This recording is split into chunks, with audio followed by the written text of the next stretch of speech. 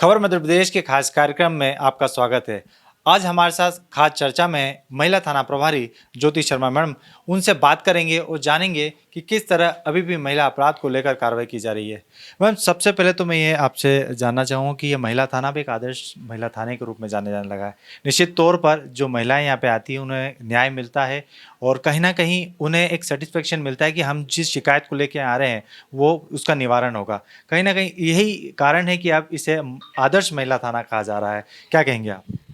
बहुत अच्छा लग रहा है, मुझे बहुत ज़्यादा खुशी हो रही है कि महिला थाना वो भी आदर्श के रूप में पूरे इंदौर में सभी जगह सभी लोग कह रहे हैं। खुशी की बात तो है और आप लोगों का सबसे ज़्यादा धन्यवाद, क्योंकि आप ही किसी भी चीज़ को सबके सामने लाते हैं। सबसे पहले कोशिश मेरी यही होती है कि यदि कोई महिला आ रही है तो वो परेशान है तभी थाने का रुख करेगी, और अगर वो आ रही है तो सबसे पहले उसको थोड़ा सा कंफर्टेबल हो जाए, वो परेशानी है उसके दिमाग में, तो हमारे ड्यूटी अफसर जो रहते हैं वो उससे बात करते हैं। और उसके बाद जो कंप्लेंट के तौर पे हम एक आवेदन लेते हैं, सबसे पहले शिकायत पत्र, क्योंकि पारिवारिक मामले होते हैं और सीधे अगर एफआईआर होगी तो परिवार टूट जाएगा, बिखर जाएगा। तो हम कोशिश करते हैं। उसके बाद हम अनावेदक को तत्काल बुलाते हैं। हमारे पास टीम बहुत अच्छी है और हमारे सीनियर ऑफिसर्स का बहुत ज़्यादा धन्यवाद कहना चाहूँगी कि हमें इतनी अच्छी टीम दी है उन्होंने, जो हम काम को कर पा रहे हैं। और उसके बाद अनावेदक को पक्ष को बुला के हम दोनों पक्षों को बिठाते हैं। एक तरफ पत्नी होती है जो आवेदिका होती है, शिकायत करता है, एक तरफ पति होता है और ससुराल पक्ष के और लोग होते हैं। और हमारी कोशिश यही होती है कि हम उसे कॉम्प्रोमाइज़ की तरफ ले जाएं। और आप बिलीव नहीं करेंगे, अभी 1 जनवरी से अगर अपन 3 महीने 3.5 महीने हटा दें, जो कि कोरोना काल के रहे हैं, उसको हटा दें तो हमारे 3,500 लगभग 3200 कंप्लेंट्स हमारे पास आई हैं और उसमें 70% में हमारे कॉम्प्रोमाइज़ हुए हैं। हमारी लगभग 250 एफआईआर हुई हैं। हमने घरेलू हिंसा के जो अधिनियम के तहत कार्यवाही होती है हमने वो की है। भरण पोषण का भी हमने काफ़ी प्रयास किया है। और इससे आपको समझ में आएगा कि हमारी मतलब प्रायोरिटीज़ क्या हैं। तो हमारी प्रायोरिटीज़ में सबसे पहले महिला को एक कंफर्टेबल माहौल देना और दोनों परिवारों को जोड़ना है। महिला डेस्क भी एक आपके द्वारा चलाई जा रही हैं। निश्चित तौर पर महिलाओं की जो शिकायतें लेके आ रही हैं उसकी शिकायतों का निवारण तो हो रहा है। उसके साथ साथ आप अब महिलाओं को रोजगार दिलाने के साथ साथ आत्मनिर्भर बनाने पे भी आपके द्वारा प्रयास किए जा रहे हैं। आपकी पूरी टीम उसमें लगी हुई है और निश्चित तौर पर ये कहना गलत भी नहीं होगा कि बड़ी संख्या में महिलाओं को रोजगार भी मिला है, चाहे वो किसी शॉप पर हैं या किसी पेट्रोल पंप पर हैं या किसी बैंक में हैं। यहाँ तक कि आपने उन्हें लघु उद्योग भी शुरू कराए हैं ताकि वो घर पर भी अपना काम करते हुए एक आत्मनिर्भर जीवन जी सकें और अपने परिवार का पालन पोषण कर सकें। देखिए, अपन एक महिला अगर आती है तो उससे कानूनी मदद तो देते ही हैं। और उसके बाद हमने माँ अहिल्या स्वावलंबन डेस्क, माँ अहिल्या की नगरी में है तो माँ अहिल्या से बेहतर तो कुछ हो ही नहीं सकता। तो हमने माँ अहिल्या स्वावलंबन डेस्क की शुरुआत की। तत्कालीन डीआईजी श्री हरिनारायण चारी मिश्र सर, जो वर्तमान में कमिश्नर ऑफ पुलिस हैं, उनके शुभ कर कमलों से ये चीज़ संभव हुई। और हमारी एडिशनल एसपी मनीषा मैम है, उनका हमें बहुत ज़्यादा सहयोग, मार्गदर्शन बहुत मिलता है, जिससे हम लोग ये कर पाते हैं। और अभी तक हम 17 महिलाओं को रोज़गार प्रदान कर चुके हैं। और उसमें से हमने कुछ महिलाओं को सिलाई मशीन भी दी, लेकिन सिलाई मशीन देने से पहले हमने एक कार्यशाला का आयोजन भी किया और उन्हें हमने जो वर्तमान में उपयोग में आ रहे मास्क हैं वो बनाना सिखाया, कपड़े की थैलियाँ बनाना सिखाई और दूसरी कुछ और चीज़ें हमने उन्हें बनाना सिखाया, जिससे कि वो घर बैठे बैठे खुद को आत्मनिर्भर बना सकें।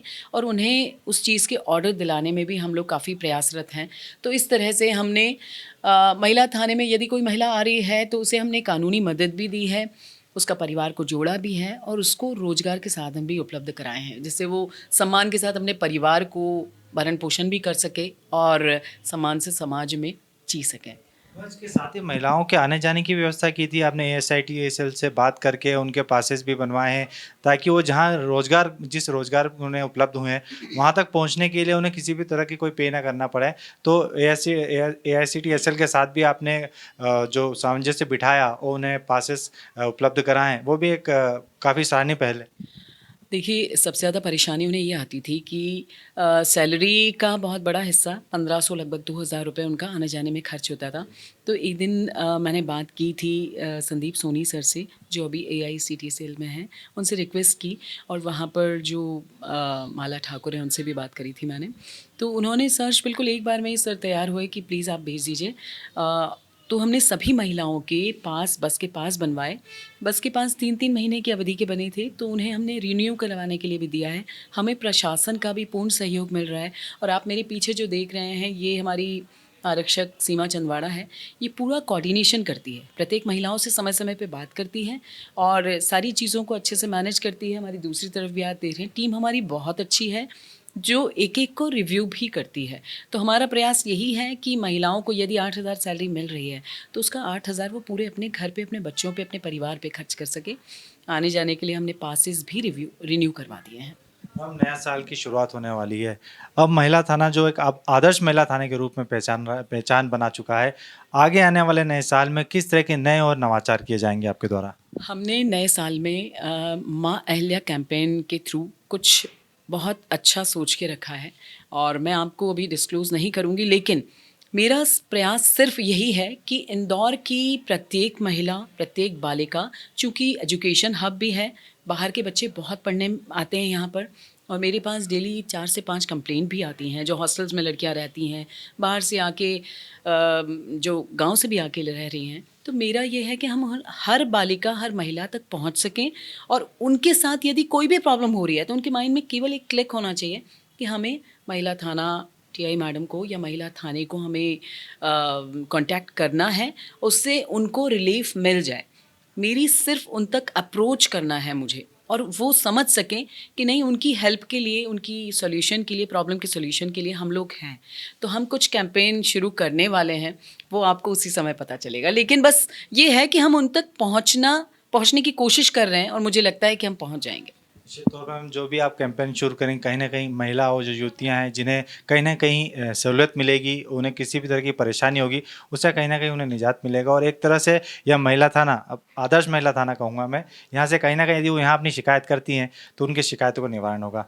नए साल में शहर की महिलाओं और युवतियों को आपका क्या संदेश? मैं तो बस हमेशा से एक ही बात कहती हूँ कि किन्हीं भी परिस्थितियों में, कोई भी विपरीत परिस्थितियों में आप पड़ें, आप उनसे निकल सकती हैं। आप स्वयं सिद्धा हैं, आप माँ दुर्गा हैं, आप में इतनी शक्ति है कि यदि आप सोच लें कि इस परिस्थिति से आपको निकलना है, तो आप निकल लेंगी। बस केवल धैर्य को नहीं खोना है, ज़रूर से आप उन परिस्थितियों पे विजय प्राप्त कर लेंगी। निश्चित तौर पर जिस तरह मैडम ने कहा कि यदि महिला अपने आत्मनिर्भर बनना चाहती हैं या अपनी समस्याओं से खुद लड़ना सीखती हैं, तो निश्चित तौर पर वो किसी भी परिस्थिति को पार कर सकती हैं और निश्चित तौर पर हम आपको और आपकी पूरी टीम को हम बधाई देते हैं कि जिस तरह आपके सार्थक प्रयासों के माध्यम से महिला थाना आदर्श थाना तो बना ही है, इसके साथ ही जो महिलाएं यहाँ पे आ रही हैं, उन्हें कहीं ना कहीं उनकी शिकायतों का उनको न्याय भी मिल रहा है और निश्चित तौर पर ये सराहनीय पहल कहीं ना कहीं एक नया आयाम भी आने वाले समय में पेश करेगी, क्योंकि आपके जो आप सोच आप आगे चल रहा है, आपका कैंपेन भी आने वाला है, निश्चित तौर पर वो काफ़ी महिलाओं के लिए, युवतियों के लिए काफ़ी कारगर होगा। निश्चित तौर पर हमारी तरफ से भी आपको ढेर सारी शुभकामनाएं। Thank you so much. Thank you Jatin. ये थे हमारे साथ महिला थाना प्रभारी मैम, जिन्होंने हमसे खास चर्चा की, महिला अपराध के बारे में बताया, किस तरह की महिला थाने पर सुविधाएं महिलाओं युवतियों को मिलेगी यदि वो शिकायत लेके आती है। तो निश्चित तौर पर यदि आप महिला थाने आ रही हैं, तो आपकी शिकायतों को सुना जाएगा और तत्परता के साथ उस पर कार्रवाई की जाएगी। कैमरा पर्सन गोल्डी के साथ जतिन ठाकुर, खबर मध्य प्रदेश, इंदौर। अगर आप ये खबर फेसबुक पर देख रहे हैं तो पेज को लाइक जरूर कीजिए। अगर आप ये खबर YouTube पर देख रहे हैं तो चैनल को सब्सक्राइब जरूर करें। ताज़ा तरीन खबरों को देखने के लिए बेल आइकन को दबाना ना भूलें।